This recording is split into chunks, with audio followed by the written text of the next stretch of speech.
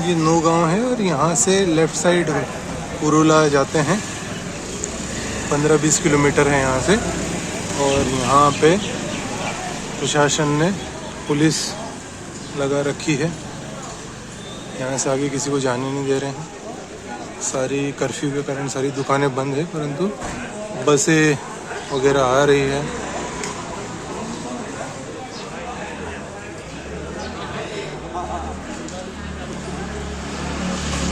यहाँ कुछ हिंदूवादी संगठनों के लोग इकट्ठे हो रहे हैं।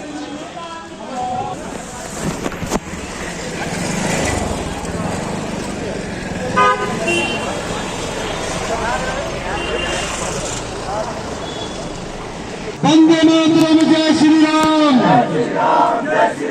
वंदे मातरम, जय श्री राम। जैसा कि आप सभी लोग जानते हैं कि आज पुरोला में जो महापंचायत होनी थी, उस महापंचायत पर प्रशासन ने एक तरफ से रोक लगाकर धारा 144 लगाकर हम लोगों को बाध्य कर दिया कि हम यहाँ बीच सड़क पर बैठे हैं। और हमारे क्षेत्र में हमारे हिंदू समाज को जागरूक करने का जो कार्य हमारे महाराज जी कर रहे हैं और हम सब लोग उनका सहयोग कर रहे हैं, ये सब यहाँ सब आप जानते हैं। आज पुरोला में जो महापंचायत होनी थी या हो रही है, उसमें जगह जगह से लोग पहुंच नहीं पाए। सबको जगह जगह रोका जा रहा है।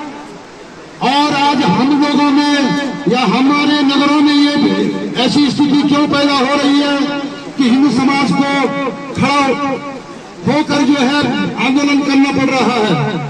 आप सभी लोग जानते हैं, अगर ये विधर्मी लोग हमारे बीच में हैं और हम लोग इन्हें पनाह देते हैं, तो हमारे ही बीच में जयचंद, जैसा कि बड़कोट में कहा जा रहा है कि कुछ दुकानदारों को बोला गया है कि आप लोग परेशान न हो, आप कहीं नहीं जाओगे। ऐसे जयचंद हमारे बीच में है।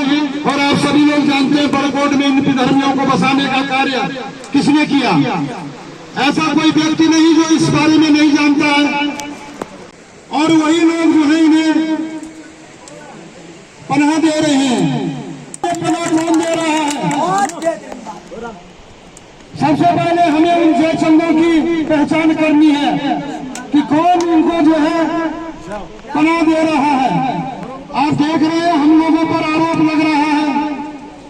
और अभी जो है बीच में बीबीसी की एक खबर थी, उसमें कहा गया कि बड़कोट और पुरोला में इन विधर्मियों को जो है कमरों में कैद कर रखा है। इनको जो है ये भूखे मर रहे हैं। इनको जो है इनकी दुकानें नहीं खुल रही है। दिल्ली से जो है एक मीडिया के कुछ लोग आए थे, तो मैंने जो है उन लोगों को, जो मीडिया के लोगों को मुसलमानों की दुकानों में ले गया और उनको बताया कि ये है मुसलमानों की दुकान, कौन कमरों में कैद है, कौन भूखा मर रहा है। ये भूखे तो तब नहीं मरे जब लॉकडाउन था। हमने तब भी इनको राशन दिया, लेकिन हमें नहीं पता था कि ये हमारी ही जड़ काट रहे हैं। अब हम लोग चुप नहीं रहेंगे। और शासन प्रशासन ने जो हमारे साथ विश्वासघात किया है, ये विश्वासघात ही कहा जाएगा कि पहले हम लोगों ने इनसे महापंचायत की बात की कि महापंचायत होनी है। अपनी बात रखने के लिए अगर धारा 144 लगानी पड़ रही है सरकार को, तो सरकार की मंशा भी ठीक नहीं है। अगर सरकार की मंशा ठीक होती तो धारा 144 नहीं लगती।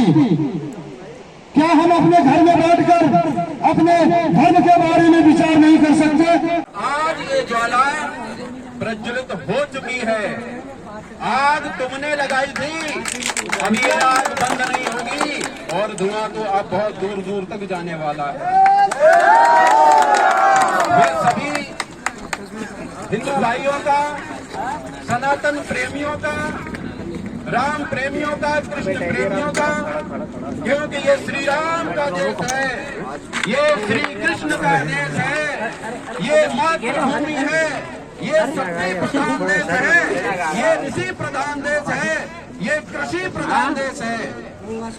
आप सभी सुन रहे हैं कुछ वर्षों से कि एक इनका मौलाना जो आज अपने भाइयों का दर्द जता रहा है, और वो उस समय कहाँ गया था जब हमारी माँ बहन बेटियों का जब बलात्कार हो रहा था।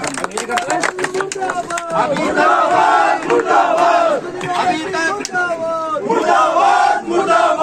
क्या अभी तक किसी ने उस मौलाना की कभी ये आवाज सुनी थी कि हमें बहुत खेद है कि ये जिहाद रुकना चाहिए, लव जिहाद रुकना चाहिए, लैंड जिहाद रुकना चाहिए? कभी ये संदेश सुना है? किसी ने नहीं सुना। इसीलिए अब ये चिंगारी उठ चुकी है। इसीलिए मैं आपसे समर्थन चाहता हूं, अपना साथ चाहता हूं।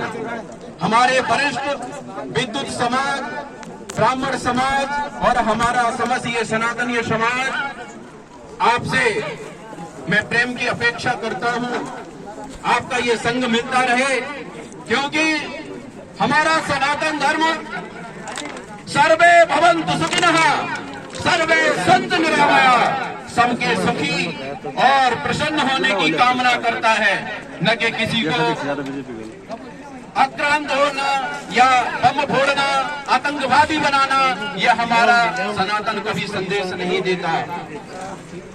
सत्य अहिंसा का पुजारी हमारा सनातन। हमारी रैलियां निकलती है, क्या कभी किसी ने सुना हिंदू भाई ने किसी का गला काट दिया? अगर इनकी सैकड़ों में भी रैली निकलती तो इस बड़कोट में कत्ले आम हो जाता, इसको कोई बचा नहीं पाता। उस समय ये प्रशासन कहाँ जाता है, मुझे ये समझ में नहीं आता। अब ये महापंचायत छिड़ चुकी है, आवाज उठ चुकी है, और देखो 144 कितने दुख की बात है। ये तो कश्मीर में लगाई जाती है, ये तो राजौरी पुंछ ऐसे संवेदनशील इलाकों में लगाई जाती है, और हमारी देवभूमि में जहां से गंगा यमुना निकलती है, उस प्रदेश में, उस राज्य में 144 लगाना कितना दुख की बात है, कितना दुख है। इसका हमें बहुत खेद है, बहुत हमारे भाइयों में आक्रोश है। इसीलिए हमारे हिंदुओं की, हमारे सनातनियों की कहीं आवाज एक ना हो जाए, इनको फूट डालो, इनकी आवाजें अलग अलग कर दो, इनको बंटवारा कर दो, फूट डालो और राज करो। ऐसे ये कर रहे हैं तो ऐसा नहीं होने देंगे। महापंचायत तो अब छिड़ चुकी है, ये रुकेगी नहीं। तुम ऐसे इकट्ठे नहीं होने दोगे। घर में इकट्ठा होंगे, घर में महापंचायत होगी, घर में होगी, नगर में होगी, गली मोहल्लों में होगी, गली चौराहे में होगी।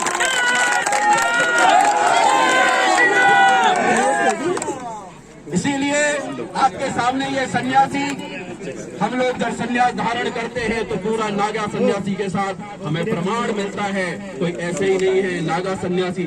इसीलिए कभी कोई ऐसा हुआ तो हजारों की संख्या में नागा साधु चलेंगे, जिससे आप बर्दाश्त नहीं कर पाओगे। आप ऐसा ही मत समझना।